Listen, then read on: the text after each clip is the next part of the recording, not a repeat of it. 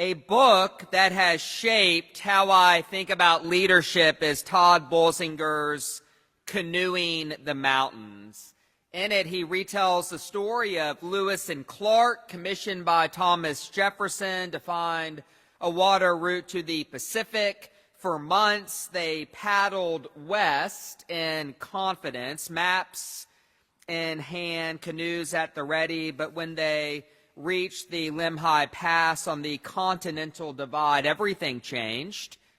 They expected a gentle river flowing toward the ocean. Instead, they found an endless wall of jagged, rocky mountains.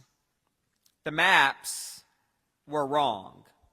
The canoes were useless. And in that moment, they faced a choice: cling to what had gotten them this far or step into unmapped territory. And that was the day the real journey began, the day they set down their canoes and walked forward into the unknown. Anne Lamott once wrote that the opposite of faith isn't doubt, it's certainty. And y'all, I wish I could stand here this morning with absolute certainty and tell you exactly how the Grace to Grow campaign will unfold, when the new building will be finished, how the church will change, what attendance and giving will look like 4 years from now. But I obviously can't do any of that. And that's very hard for me because I like control. Someone asked me recently, do you struggle with control? And I said, absolutely not. I am really, really good at it. But as we all know, control is a sucker's game. We never really have it. We only think we do for a season. Sooner or later, the illusion shatters. Sooner or later, we all end up at our own Lemhi Pass, canoe in hand, staring at the mountains and realizing that we don't lack tools, we just can't rely on the ones that got us to this moment, that God is inviting us to pick up new tools, new practices, new courage for the journey that lies ahead. In today's gospel, the disciples are caught in a storm. The waves are violent. The wind is howling. It is the fourth watch of the night, 3 a.m, the darkest hour before dawn. They're exhausted, terrified, clutching the canoe, just hoping to survive. And then Jesus shows up, walking on the sea. Now, my hope would be that Jesus would climb into the boat with me, calm things down, restore a sense of control, perhaps even pull out a map and chart a safe course home. But he doesn't. Instead, Jesus calls Peter out. Jesus is not in the canoe, he is on the water. And the invitation here is unmistakable. Step out. Risk it. Trust me here on the waves. And friends, what is the Bible? If not story after story of God's people standing at the same threshold. When the old maps are not enough and the only way forward is trust. Noah built an ark before a drop of rain fell. Abraham left home, not knowing where he was going. Israel stepped into the Jordan before the waters parted. David faced a giant with nothing but a sling. Mary said yes to an angel with no clue what that would cost. The disciples dropped their nets without asking for a plan. And Peter steps out of the boat and into the storm. The pattern is so clear. Faith has never been about clinging to certainty or control. Faith is stepping into God's uncharted future, fixing our eyes on the one who calls us out, and trusting that God will not let us sink. Hebrews says it very plainly. Let us run with perseverance the race set before us, looking to Jesus, the pioneer and perfecter of our faith. So here is the question I want to ask you. What is your canoe? Where are you looking for security or a sense of being in control apart from your relationship with God? You know, for some it's very, very obvious. A certain amount of money in the bank, a good reputation, the need to be liked and respected, the need for status. For others, it's more subtle, habits of the heart that protect us from vulnerability. You know, maybe sarcasm that keeps people at a safe distance. Maybe it's anger that masks a deeper fear or hurt. Maybe it's always having an answer for everything, or vanishing the moment that conflict appears. These are our many canoes. They've carried us this far in life. They're not useless, but there does come a moment for every person and for every church when the very things that once kept us safe and got us to this moment can no longer be the things that take us forward. And in that moment, faith always means stepping out and trusting that Jesus will meet us on the water. You know, I've heard people say that Peter failed, that he sank because he did not have enough faith. Give me a break. Peter did not fail. Out of 12 disciples, he was the only one who actually got out of the boat. And for a moment, if only for a single moment, he walked on water. That is not failure. That's courage. That is a miracle. You know, whenever I was teaching my daughter KK to ride a bike, she was nervous, but she climbed on. I held the seat, and then I let go. Within 2 seconds, boom, she fell. Now, was that failure? Did I say to my sweet daughter, KK, that wasn't even close to bike riding, what you did today?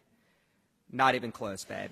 No, I scooped her up and I said, I am so proud of you. What you did took courage. You are one step closer to riding on your own. That is Peter. He did not fail. Peter fell off the bike. He stepped out. He tried. He learned. And friends, that is the point. The measure of faith is not never sinking. The measure of faith is a willingness to step out and to learn and to grow and to trust that whenever we do start to sink, that Jesus will reach out and lift us up. You know, grace is not only Jesus calming the storm or pulling us up when we sink or forgiving us when our faith falters. Grace is also the invitation itself. The call to live in such a way that we step out of the canoe. And here is the thing, it does not have to look dramatic or heroic. Leaving the canoe can look like finally having the hard conversation you've been avoiding, or serving in a ministry that stretches you, or making a stretch pledge to this capital campaign, or if you're a kid walking up to someone on the playground and saying, do you want to be friends? Those moments may feel small and very unglamorous, but they're actually the real arena of faith and life. Because every time we take a step, even a small one, what we discover is that Jesus is already there, steadying us on the wave, surrounding us, as Hebrews says, with a great cloud of witnesses. Because here's the truth, none of us got here today on our own. We are all here because others stepped out before us. Their faith carried us. Their courage surrounds us, and futures yet unborn are counting on us to do the same, to step out now in ways that will give them a home in God's story. So I grew up in Beaumont, Texas. I was raised at St. Mark's Episcopal Church. St. Mark shaped me and my life in ways I did not appreciate at the time. From the time I was very little, I was told over and over that St. Mark's was God's house, the place where God had chosen to make a home. And I believed that quite literally, which left me with one burning theological question no one could seem to answer, namely, of all the places in the world where the living God could make a home, why on earth did he choose Beaumont? But I took it on faith that God did, because St. Mark's was our home. St. Mark's was the home that nurtured my spiritual life. But here's the thing. It almost wasn't. My grandfather and my great-grandfather had been faithful members, but by the time I was born in 1981, my parents had stopped going to church. My dad was a young lawyer, not yet 30 years old. He and my mom had a really fun circle of friends, and on Friday nights they went out. They had lots of fun, and so Saturday mornings did not begin with morning prayer, but with aspirin and very strong coffee. And then on one of those early Saturday mornings, there was a knock at the door.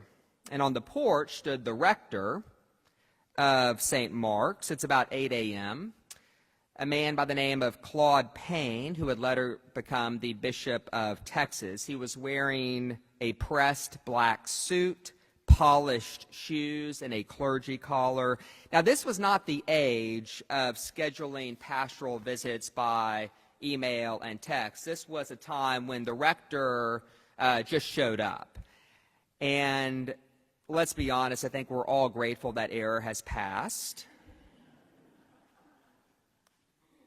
So my dad answers the door, 8 a.m. He's in his pajamas. He's still groggy. He does not know what's happening. He apologizes for the house being a wreck. Claude waves it off. He comes right in. He sits my father down in his own home, and he looks him straight in the eye. Johnny, I haven't seen you at church. Silence.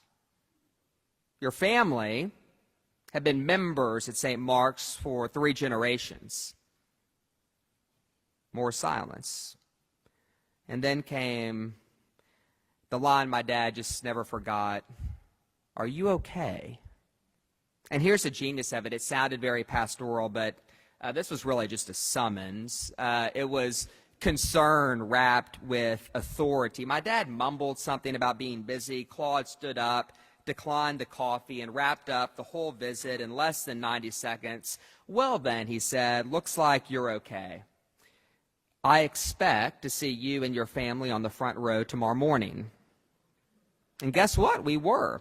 Now, that was 1981. My family did not miss church until 1987.